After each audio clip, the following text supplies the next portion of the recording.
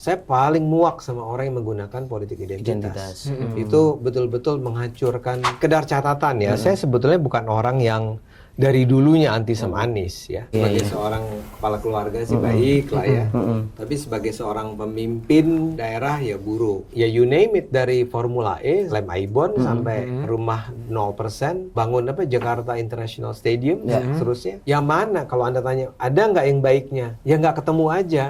Ya bayangkan Jakarta itu adalah ya kayak kota pusat Indonesia dan dengan APBD terbesar kali dibandingkan semua daerah. Dan itu selama 5 tahun dipakai dengan cara yang sama sekali tidak bertanggung jawab dan bahkan merugikan masyarakat luas. Dan menurut saya bangga sekarang menjadi bagian dari PSI, karena PSI yang terus-menerus ketika itu selama 5 tahun menjadi pihak yang terus-menerus menggugat apa yang dilakukan oleh Anies.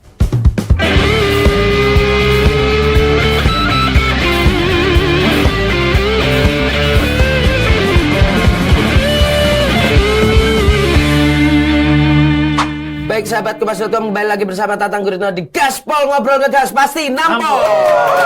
Ya. Ini adalah program unggulan, kelas wahid, utama dan terbaik di Kompas.com ya. self claim. Ya. Bersama dengan sobat saya yang sudah lama tidak bertemu ya, saya kira sudah resign tapi ternyata masih nge-host, Vittorio Mantalean. Jos, sempat lupa juga ini program apa sebetulnya. Iya ya, tiba-tiba di calling lagi. Tiba-tiba apa ini? Kita bertemu dengan, wah ini salah satu narasumber yang paling, wah ini ngegas juga ya. Fenomenal ya, selalu ngegas dan menjadi tokoh apa? Salah satu tokoh yang kontroversial ya, memanaskan dunia hiruk pikuk politik tanah air, Bang Ade Armando. Halo. Respect. Halo, Siap. salam. Siap Bang. Ya, ini Bang Ade Armando ini kan tidak pernah ini ya absen. Konten videonya juga di YouTube Cokro TV ya ada Cokro ya. TV. Ya itu selalu setiap hari bisa produksi 10 video kabarnya Bang.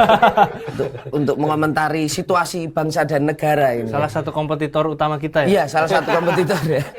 Subscribernya kayaknya banyak juga Bang, sudah jutaan ya. 2 juta. 2 juta ya. Banyakan Bang Ade ya.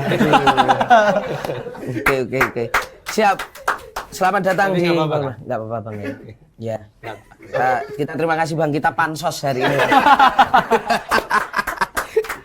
Baik, sahabat Kompas.com, teman-teman Gaspol. Hari ini kita akan seperti biasa Bang Ade, kita akan mengulik banyak hal dan mencoba melihat atau membongkar sisi dari seorang Ade Armando. Benarkah seorang Ade Armando itu seperti apa yang biasanya ditampilkan? Oke. Ya.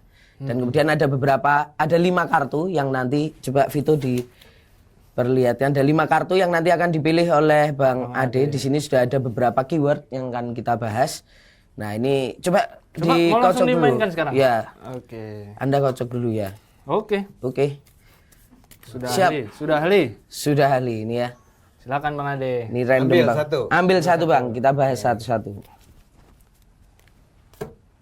Oke. Nggak dibaca Buka, Bang. Nggak boleh dibaca. Oh, nggak boleh. Saya bukan mau sulap ini. Oh, langsung. Ya. Ini boleh diganti nggak? Wah, langsung offense ya, belum dibahas langsung. Padahal offense. udah lengser ya, masih mau diganti aja. Iya, masih diganggu-ganggu Iya. aja ini ya. Diganti jadi capres. Oh, Sebaiknya iya. dia nggak maju. Oh, Belum ditanya udah. belum ditanya udah banyak sekali ini ya. Langsung ya. Oke, lihat contekan dulu. Lihat contekan dulu. Apa ya? Oh, nggak ada. Jadi Vito langsung bertanya aja.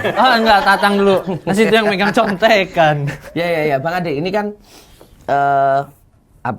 dari tahun 2017 bahkan mungkin dari Pilpres 2014 lah ya. Bang Ade kan selalu menunjukkan sisi membela ya, mungkin dalam tanda kutip orang menganggap Bang Ade ini membela Pak Jokowi. Kemudian di 2017 otomatis selalu memberikan komentar-komentar ya anti pada Pak Anies Baswedan. 2000 mau jelang 2024 ini Mas Anies nanti kemungkinan akan maju dan Bang Ade sendiri juga sudah bergabung dengan PSI yang paling nyaring selama Pak Anies menjabat di DKI Jakarta.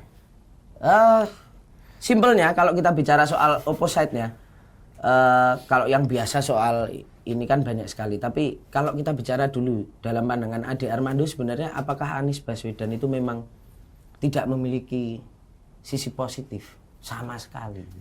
Ya kalau manusia nggak mungkin lah dia nggak punya sisi positif. Dia baiklah sama ibunya kan. Oh gitu. Mungkin dia Ya, sebagai ya. seorang kepala keluarga sih baik lah ya. Tapi sebagai seorang pemimpin daerah ya buruk. Oke. Kalau dicari misalnya selama dia memimpin Jakarta 5 tahun ya. Kalau ditanya ada nggak sisi positifnya, mungkin saya sebut trotoar kali ya. Oke. Trotoar di Tamrin gitu ya. Itu lumayan lah ya. Bagus lah gitu kan. Akhirnya ada pujiannya Ada sedikit pujiannya, ya. Iya. Terus apalagi tapi ya abis itu kayak nggak dapet saya menemukan contoh dari kepemimpinan Anies. Dan memang Bang Ade selalu kontra terhadap Pak Anies itu karena selalu dianggap memainkan politik identitas. Ya jadi gini, sekedar catatan ya, saya sebetulnya bukan orang yang dari dulunya anti sama Anies ya. Oke. Saya bahkan pernah menjadi pengurus dari Yayasan Paramadina. Dan ketika waktu itu Anies dipilih sebagai rektor yang kedua kali, saya termasuk yang mendukung dan menyatakan bahwa dia emang keren karena saya terpikat dengan misalnya program-program pendidikan anti korupsinya di Paramadina waktu itu. Jadi ketika itu di Universitas Paramadina ada semacam course khusus lah, mata kuliah khusus lah tentang pendidikan anti korupsi kan, yang saya pikir hebat. Terus program dia yang sekolah tuh Indonesia Mengajar itu kan keren lah, itu harus diakui lah. Walaupun belum tentu dia menjalankan secara baik, tapi ide-idenya sih menarik. Ya. Nah, titik baliknya itu kapan, Bang? 2016 ya. 2000 ketika dia maju. Jadi kalau 2000 sebelum itu ketika dia diberhentikan jadi menteri aja, saya masih termasuk orang yang menyayang kayak aduh kenapa ya gitu kan, dia sebenarnya orangnya baik, orangnya bagus. Tapi anyway, ketika itu saya pikir dia itu keren ya. Nah, 2017 menurut saya itu titik balik saya ya. Karena gini kan, kalau Anda ingat waktu itu sebetulnya Anies itu ketika di masa-masa awal kan ada 3 pasangan ya. Anies lawan AHY versus Ahok kan. Ingat survei-survei awal itu selalu Anies itu paling bawah. Ya. Tapi kemudian karena dia mengambil pilihan yang menurut saya sangat pintar dia lakukan, dia bergabung bersama Rizik. Ya. Dia datang kanan ya, politik kanan. Dia datang ke itu kan ke Petamburan. Kalau Anda masih ingat beritanya waktu itu, yang dia memuji-muji Rizik dan dia memuji-muji FPI dan seterusnya. Dan tiba-tiba saja semua berubah sejak dia ketemu sama Rizik itu kondisi berubah. Apakah Anies juga mengeluarkan pernyataan-pernyataan yang rasis semacam itu? Tidak loh. Harus kita ingat ya. Dia tidak mengatakan itu. Cuman ketika itu dia menjustifikasi, membenarkan, merestui, tidak mengatakan apa-apa. Dan itu adalah tim kampanye dia kan. Dia sebenarnya bisa aja bilang bahwa stop ya, jangan lakukan itu ya. Dan kemudian jangan lupa setelah dia terpilih jadi gubernur, salah satu pidato pertama dia adalah tentang kemenangan kaum pribumi. Ya. Oh iya. Itu kita juga nggak pernah boleh lupa. Dia emang menggunakan itu. Ya. Jadi pertama-tama kalau pertanyaan Anda Tang adalah kapan saya mulai, kapan ada perubahan itu, ya dimulai dengan saya paling muak sama orang yang menggunakan politik identitas. Itu betul-betul menghancurkan. Bang, seluruh dunia kita belajar kok bagaimana ketika politik identitas itu digunakan, itu akan menghancur leburkan masyarakat, bangsa dan seterusnya. Nah, the rest setelah dia terpilih, saya sempat berharap sebetulnya akan ada perubahan gitu, Bang. Akan ada perubahan.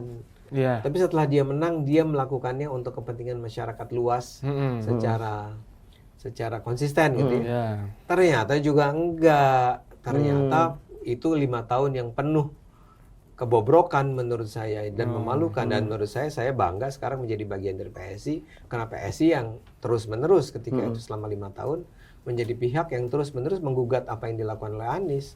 Karena ya you name it, dari Formula E sampai lem Aibon sampai rumah 0%, bangun Jakarta International Stadium seterusnya. Yang mana kalau Anda tanya ada nggak yang baiknya? Ya nggak ketemu aja. Jangan-jangan ada tapi nggak ketemu aja. Dan karena itulah ya bayangkan Jakarta itu adalah ya kayak kota pusat Indonesia, Ya, miniatur Indonesia miniatur juga. Indonesia, dan dengan APBD terbesar kali Iya. dibandingkan semua daerah. Dan itu selama 5 tahun dipakai dengan cara yang sama sekali tidak bertanggung jawab dan bahkan merugikan masyarakat luas. Oke. Walaupun Pak Andi sendiri selalu mengklaim bahwa gimana Bang Ade? Bahwa dia selalu mengklaim bahwa ya saya selama 5 tahun menjabat ternyata tidak ada Kebijakan yang diskriminatif. ya Persis, kebijakan yang itu yang saya diskriminatif. tadi katakan. To be honest, jujur, saya yakin memang Anies itu bukan orang yang rasis aslinya, Ya. yang Oke. the real Anies, ya. Dan dia pemahaman dia tentang Islam menurut saya juga cukup terbuka.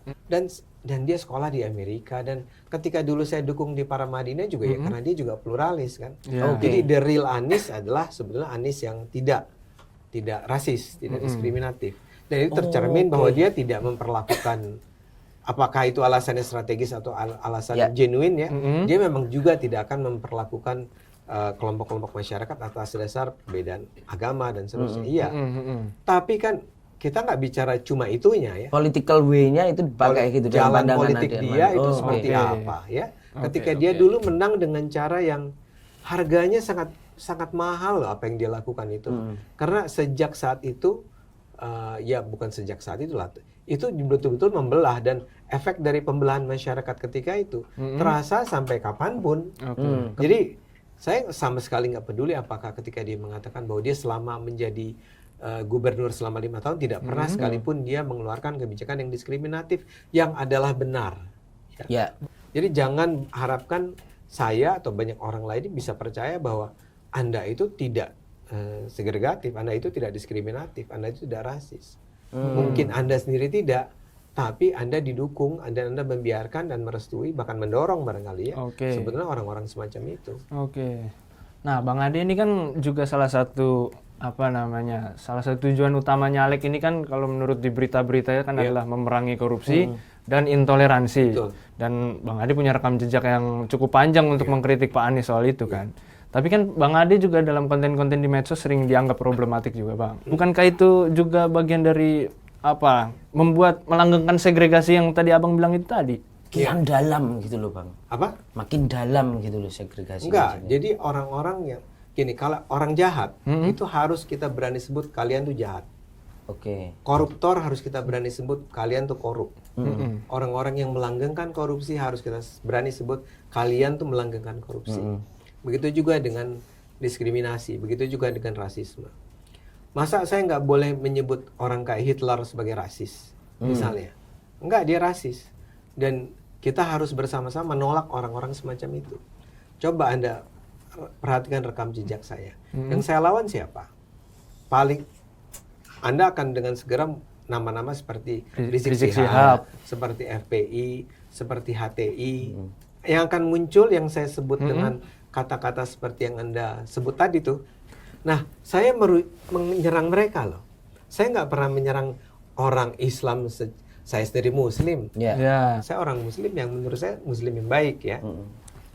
Dan nggak mungkin seorang Muslim yang baik menjelek-jelekan sesama Muslim hanya karena agamanya. Ya. Oke. Nah, misalnya gini, yang saya tolak kan misalnya orang yang melarang pembangunan gereja. Ya. Buat saya itu nggak masuk di akal. Ada orang Islam menolak pembangunan gereja.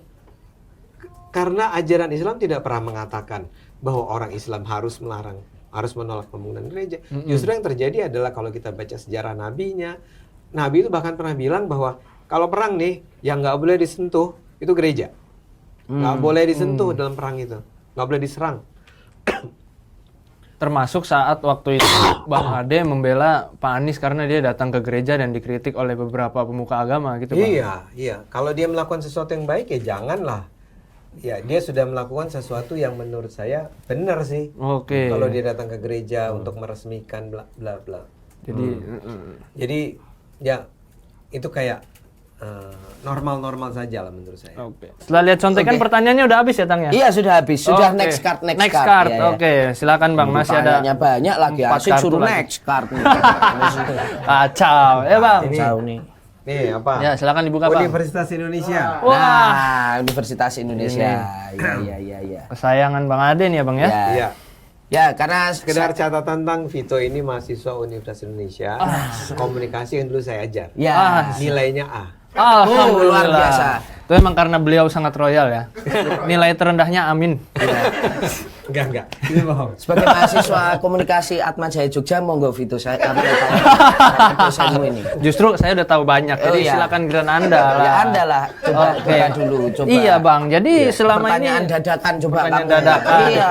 Nggak pakai nyontek. Enggak. Situ mulu yang nyontek Ya, dari UI tadi. ini kan saya bukan alumni. Iya. Bang, setahu saya abang udah 30 tahun lebih ya bang mengajar di UI ya, Bang?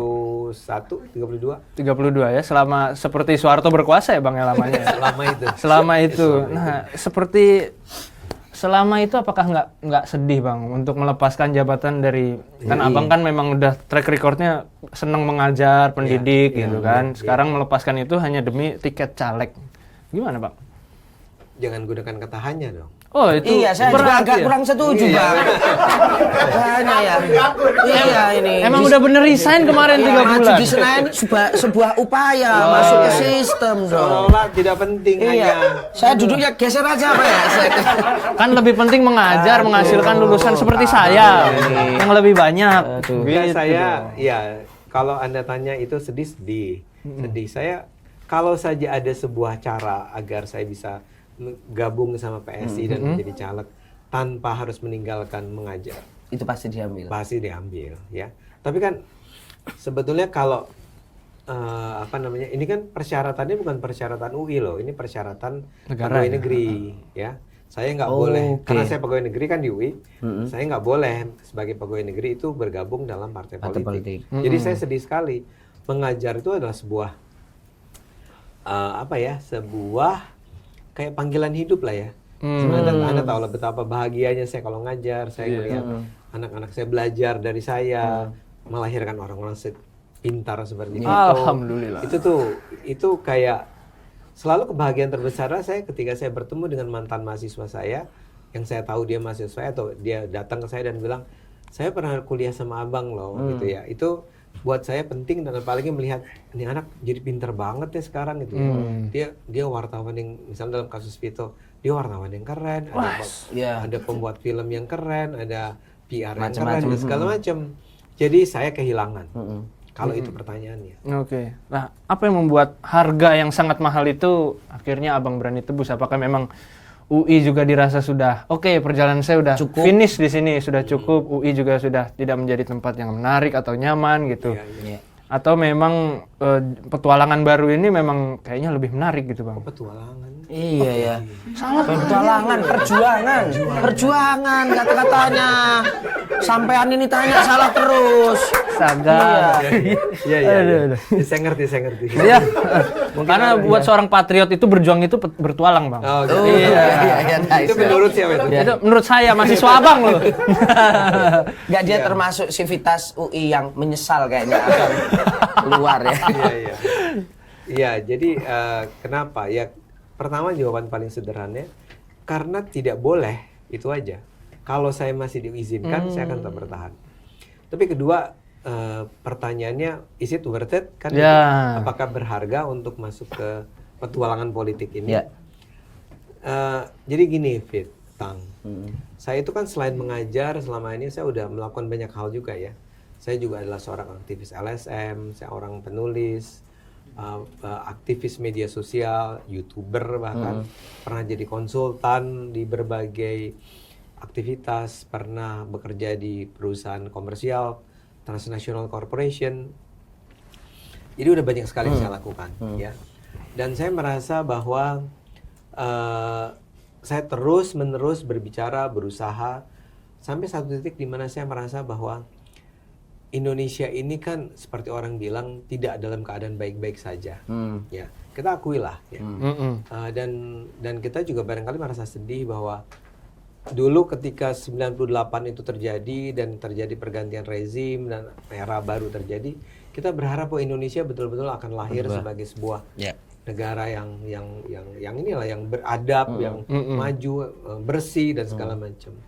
Sekarang jadi berapa tuh? 2000 sekarang 20 tahun kemudian, orang kan mulai mempertanyakan, is it benar nggak sih kita waktu itu? Apa nggak lebih baik waktu itu sama Soeharto aja gitu kan? Terus bahkan Mahfud pernah bilang kan, korupsi itu dulu cuman Soeharto dan kroni-kroninya. Sekarang semua dia bilang ini semakin mengakar gitu. Mengakar di mana-mana. MK juga, MA juga, ini juga. Jadi memang kita tidak boleh membiarkan Indonesia menjadi semakin terjerumus. We have to fight. Ya, harus berjuang bersama-sama. Saya yakin ada banyak orang yang termasuk Anda memperjuangkan Indonesia menjadi lebih baik kan. Tapi saya kan melihat ke diri saya. Ya. Saya selama ini adalah orang yang berada di tanda petik luar sistem kan. Dalam artian, ya saya dosen dalam sistem sih. Ya cuman dengan segenap keterbatasan dosen kan, tidak juga semua hal bisa saya bicarakan ketika di kelas kan. Sebagai aktivis LSM, saya bisa bersuara sangat keras, bilang undang-undang ini ngaco, undang-undang ini nggak pro rakyat, gitu kan ya, dan seterusnya. Ya tapi saya sebatas masukan saya memberi masukan. Ya. Ketika saya menulis saya memberi masukan, ketika saya jadi di YouTube saya memberi masukan. Ya. Tapi at the end keputusan diambil bukan oleh kita yang di luar. Anda melakukan kontrol, jurnalis melakukan kontrol sosial sebaik-baiknya adalah penting, adalah penting, ya, biar orang tahu diri kan. Tapi at the end memang ada para pengambil keputusan yang berada di dalam sistem dan busuk, sudah berpuluh tahun busuk dan akan terus busuk kalau kita tidak ubah.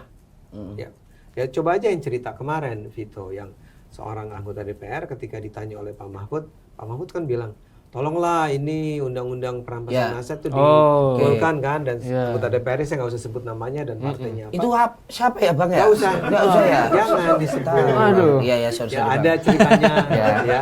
Ada orang itu bilang bahwa ya Bapak salah ngomong di sini, bukan di DPR ngomongnya. Itu diputuskan oleh para ketua partai. Ini Korea di sini dia bilang. Semua anggota partai yang lain sama, dibilang kelakuannya sama aja. Kita nggak bisa berbuat apa-apa. Kan itu sebuah sistem yang menurut saya memalukan sekali kan. Nah, jadi harus ada perubahan ya.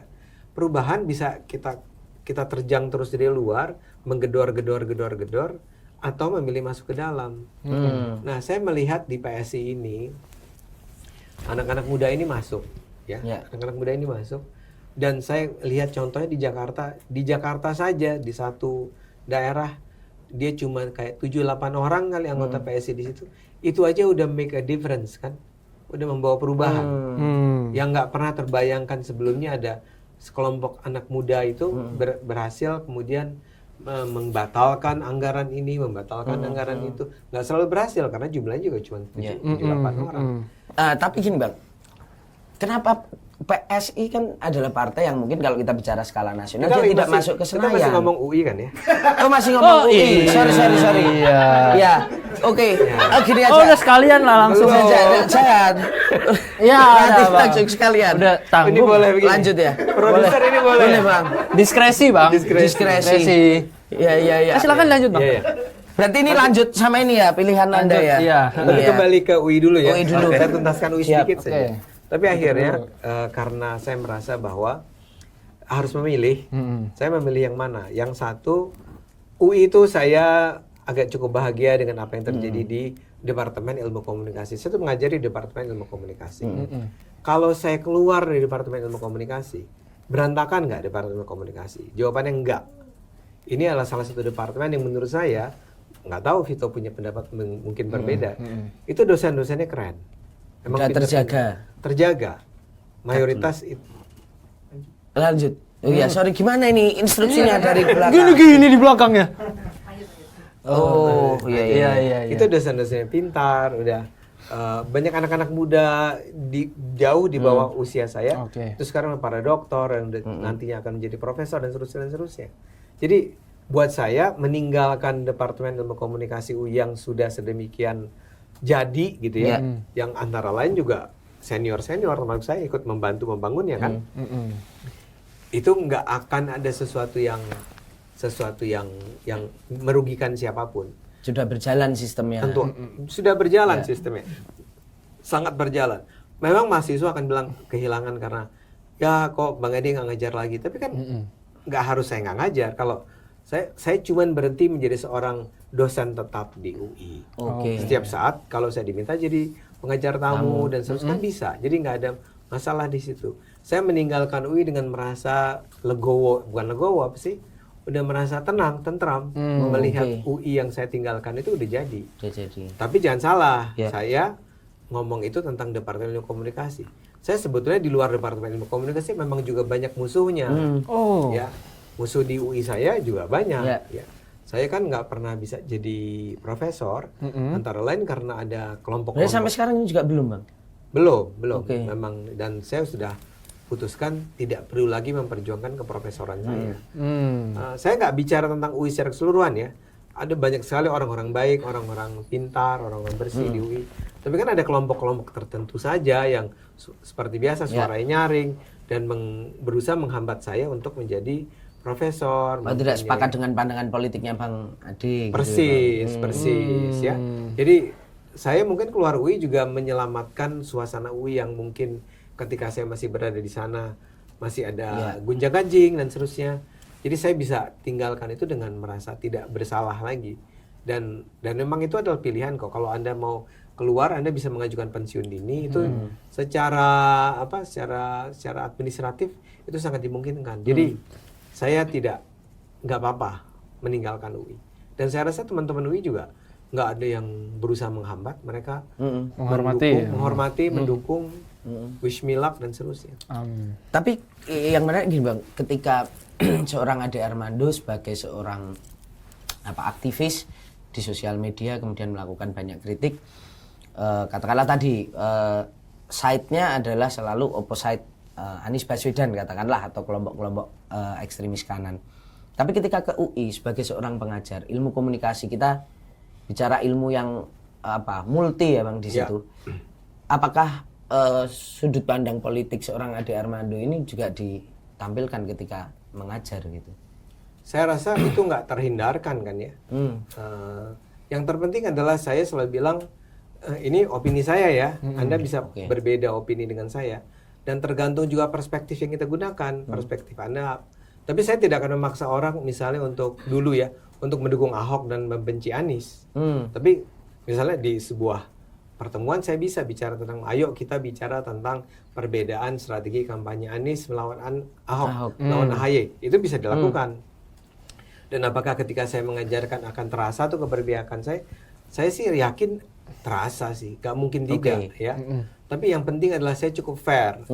Misalnya terhadap ada seorang mahasiswa saya ketika itu bilang, Bang Ade, saya harus bilang sama Bang Ade, saya itu pendukung Anies. Ya. Nah, itu dan saya kasih nilai A dia. Bukan karena dia bilang dia pendukung Anies, tapi karena anak itu pintar. Nilainya. Jadi saya kalau dia pendukung AHY juga tetap A berarti Bang, karena depannya A. Kalau AHY saya agak ragu. Oh, malah bisa jadi enggak A ya. Enggak. Ini bercanda. Ini gampang disomasi ini. Oke. Tapi kalau dukung Ahok nilainya berapa Bang? Tapi A semua ya itu 2017 itu Pilgub. Semua A semua. Enggak. Tergantung. Jadi sama sekali akhirnya keberpihakan artinya ideologi orang gitu ya tidak akan berpengaruh terhadap penilaian saya terhadap dia ya. Tapi poin saya adalah kalau pertanyaan Anda akan masuk nggak itu ya sikap politik saya? Mungkin terbawa. Pasti terbawa. Nggak bisa tidak. Tapi pernah ada perdebatan gitu nggak Bang? Kan kalau kuliah di FISIP itu di ilmu komunikasi kan sering tuh kita diskusi dan lain sebagainya. Pernah ada cerita menarik nggak ketika misalnya Bang Ade sebagai seorang pengajar yang udah mulai aktif di media sosial gitu, terus kemudian membuka ruang diskusi itu dan berdebat dengan mahasiswa yang memiliki sudut pandang yang berbeda? Enggak ya? Kalau di kelas enggak, karena barangkali saya juga tidak ingin masuk. Saya menjaga sejauh mungkin agar isu itu tidak mempengaruhi ya. Tapi saya tidak ingin menutup-nutupi, pasti akan terasa. Mahasiswa yang kemudian komplain juga ada sih, bilang bahwa Bang Ade itu terlalu kerasa ininya, keahokannya gitu kan. Ya saya minta maaf. Saya minta maaf bahwa ya seharusnya saya nggak begitu. Saya merasa bahwa si mahasiswa ini punya hak sepenuhnya untuk mempertanyakan itu. Justru saya perlu tuh ada orang yang mengingatkan, Bang Ade udah kejauhan nih. Ya, ini kita dan saya senang karena mahasiswa saya biarkan untuk berpendapat semacam itu. Dan mereka cukup berani untuk angkat tangan dan bilang, kita bisa nggak ngomongin topik ini karena itu itu terjadi. Kalau itu saya nggak tutup, itu terjadi dan kemudian saya akan bilang ya saya minta maaf, saya tarik lagi yang omongan kita. Kita omongin yang lain lagi dah. Iya. Itu terjadi. Tapi kalau dalam pertemuan dengan mahasiswa di forum-forum yang lebih luas, itu sih biasa itu. Jadi mahasiswa yang menyerang saya karena sikap. Misalnya kalau sekarang kan bukan lagi Anies Ahok, bahwa saya pro Jokowi kan, itu banyak banget kan, SJW banyak, mahasiswa, social justice warrior itu, teman-teman Evito. Itu di forum-forum memang mereka juga melakukan serangan itu biasa. Makanya kamu masuk UI dong. Oh gitu ya, di UI ya situasinya. Iya. Tapi itu lagi-lagi saya hormati mereka sebagai ya itu pendapat politik mereka dan I'm okay with that. Jadi kalaupun saya diserang nggak apa-apa. Ya. Ini apa ini? Apalagi Vito? Kayaknya udah ya. Udah sih. Kita tinggal ini yang tadi tutupin ini. Oh iya. Sebentar. Ini tadi ada arahan kita untuk break dulu Vito sebelum ke topik selanjutnya ini Bang Ade, karena ini semakin menarik. Kita bahas soal partai yang baru saja Bang Ade bergabung ini yang dipimpin oleh Bro Giring ya. My Bro Giring. Bro Giring. Jadi kita akan kembali lagi, selanjutnya kita akan membahas soal Ade Armando dan PSI gitu ya. Siap teman-teman. PSI adalah satu-satunya partai yang mungkin saya bisa masuk ya. Masih sangat progresif. Saya bahkan memang saya itu diminta untuk menjadi salah seorang kader yang paling tajam bicara. Sistem ini membutuhkan orang-orang baik ya. Karena sistemnya korup, sistemnya itu busuk. Mengubah sistem yang busuk, jawabannya adalah bongkar sistem, gulingkan gitu kan. Cuma ada satu kata lawan kan gitu ya.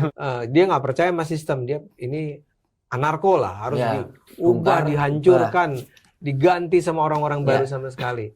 Saya tidak termasuk yang percaya begitu. Atau saya termasuk percaya bahwa perubahan bisa dilakukan dengan cara mempenetrasi, masuk ya. Tapi memang nggak bisa, sebetulnya kasarnya nggak bisa cuma dari PSI ya.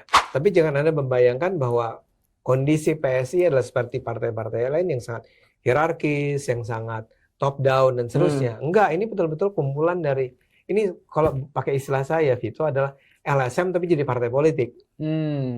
Kelakuan itu kelakuan LSM sebetulnya orang-orangnya ya.